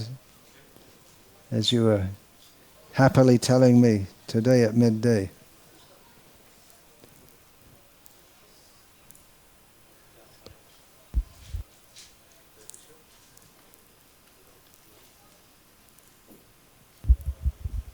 Hare Krishna. Ramtanu Das Brahmachari holds a Swedish passport and is serving in Bergen, which you've probably never heard of. It's a city in Norway. Yes. So I've been trying to get into book distribution many times. And I distributed some few books in Sweden under, with my fellow brahmacharis at that time in Anvik's guard. But then when I went to Norway, I started to distribute some books there also. But it was very much harder. And as a shy guy, it was in need of a little push, and it was very difficult to get started and continue. And with the new temple president and a new environment, I tried, but I did not get so much encouragement because there was so much push that result. So I got very discouraged. Though this summer I came to Anvik in Sweden, and then the day after I came there, then Bhagavan Swayam Keshava Maharaj, formerly known as Swayam Bhagavan, thank you. Formerly known as Sadaputta Prabhu, he came. Sutapa, thank you. He came to Sweden and he took the Anvik boys out in Stockholm to do some book distribution, and there he created a very encouraging environment. And there were some boys there who were more shy and more afraid than I was. But Maharaj, he took one of his boys and just showed them how to do it. He just called one, hey, you over there, just a stranger on the street. Hey, can you come here? And then he just showed personally how to do it, and then gave confidence to this young devotee who wanted to distribute books, and just by his example showed how incredibly easy and fun it is. And that also got me very hooked up and inspired. And so I took this with me to Norway, and so the weeks before I came here, I started to distribute books at least 1 hour a day, and I actually got some books out and started to collect some money, and my temple president was very happy. Yeah.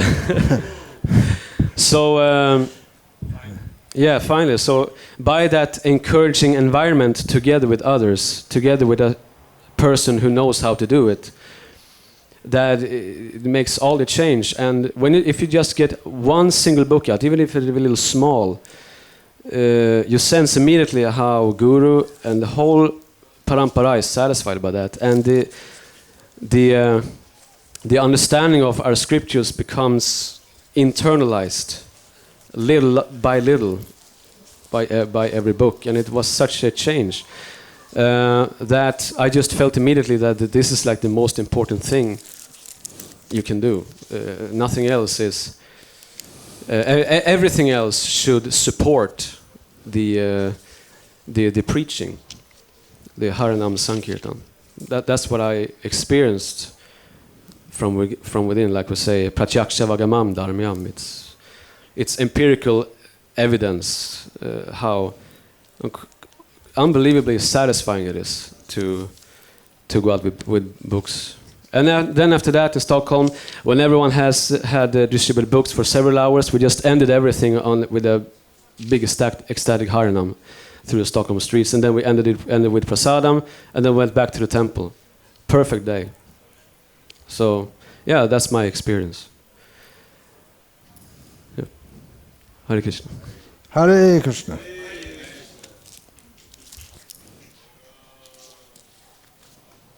Hare Krishna. Now is coming the moment of truth. Now you can reveal your heart after the question-answer session. And Bhakti Prabhu, he will present the Bhagavatam, and you can just raise your hand. We will write your name and phone number and the means of payment by card or by cash. And details we will discuss after the Gaura Arati. We will give the word to Bhakti Prabhu. Hare Krishna.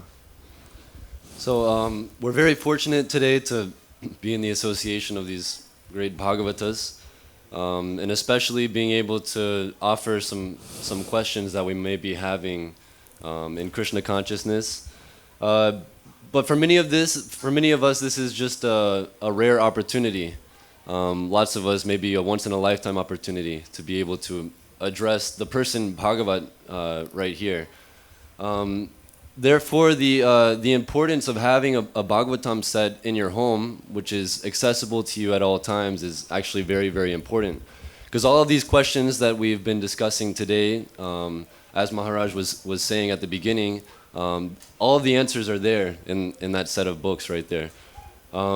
So we're humbly asking all of the devotees who do not have access to the Bhagavatam or who do not personally own a Bhagavatam to please raise your hands. I know in the beginning I didn't see any hands, and I'm still not seeing any. Prabhu, you don't have one? Hand. Okay, so for all the devotees who don't own a Bhagavatam, please, well, you're the only one, so we'll probably approach you. But if you're too shy to put your hands up, please approach either Prabhu or one of the Atlanta devotees or any of the other devotees serving at the Zagreb temple. And we'll do whatever we can to make sure that you go home with a Bhagavatam set. There might be money problems or transportation problems or things like that, but we can work these things out. For all the devotees that do own a Bhagavatam, you should still take a Śrimad Bhagavatam set today. One thing that's going on in the U.S. Oh. He said Jai because he wants to distribute it to. Yeah, well, I was thinking we could give one to you. One thing that's going on you're a penniless brahmachari, right? One thing that's going on in the United States right now, as you all may know, Mahotsaha Prabhu, a faithful disciple of His Holiness BVKS Maharaja, is spearheading the revolution of distribution of Śrimad Bhagavatam sets in the United States to non-devotees, to karmis, to people on the streets, for cold, hard cash, $300 per set. The past few days since we've been here in Croatia, he's been doing at least 15 Bhagavatam sets per day. As we're speaking, he's out in a parking lot right now distributing Śrimad Bhagavatam sets. So I was thinking... Really? Yes, yeah. So early in the morning? It's 5:30 p.m. or 6 o'clock p.m. right now. 6 hours. No. Oh, right, we're in Europe, not in India. Right, okay. I was calculating India.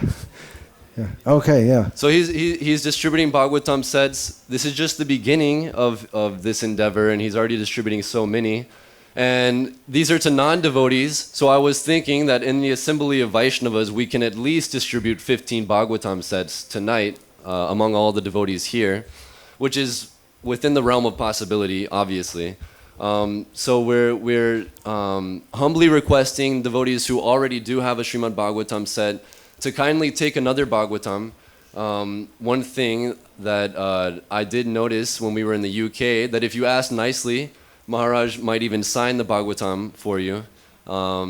So you can take this as your personal set, and you can also use this to distribute to other devotees or other acquaintances that you might know who may not be devotees. So bring it home with you. Keep it in your car is always good if you meet somebody at the grocery store or at work. And I'm first buyer.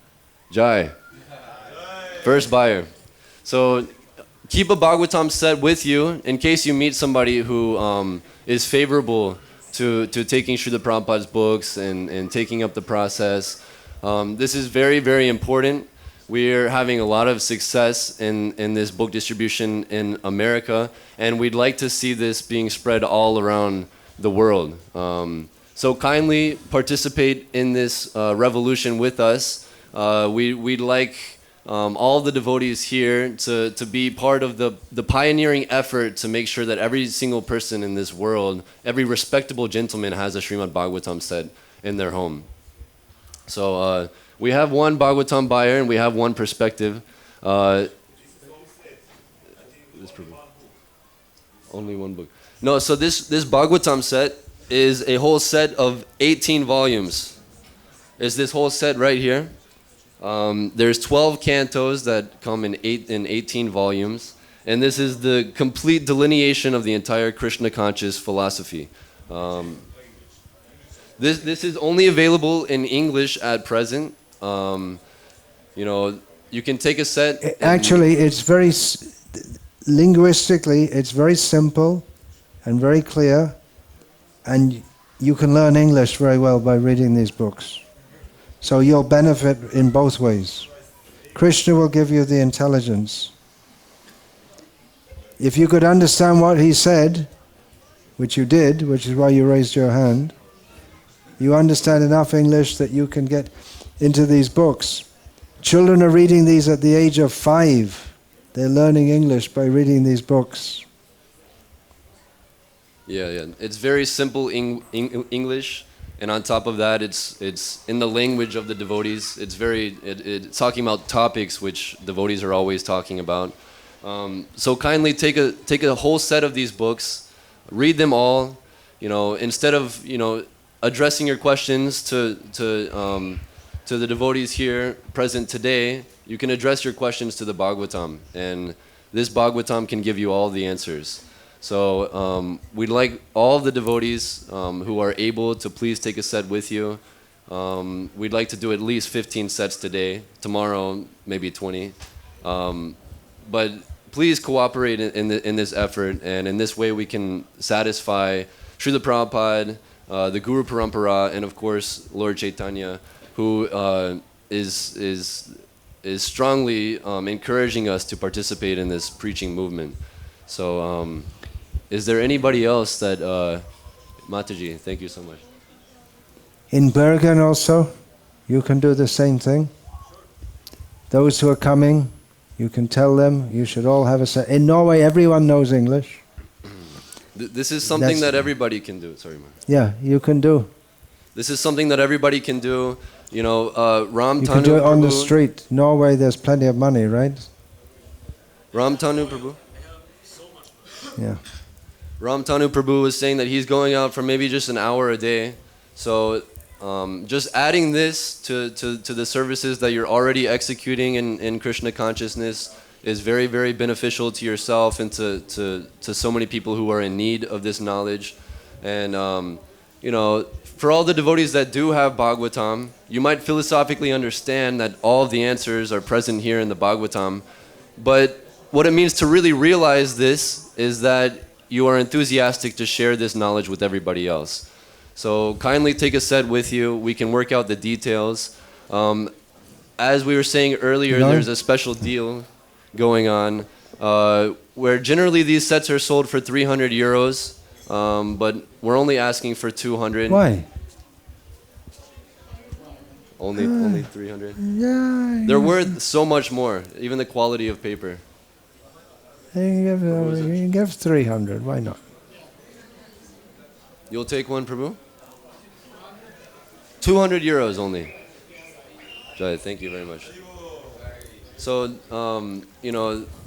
even if you already have a set, you can take these books for 200 euros today, and you can distribute them to someone else for 300 euros if the problem is money, which is a big problem for a lot of people. Good business. So,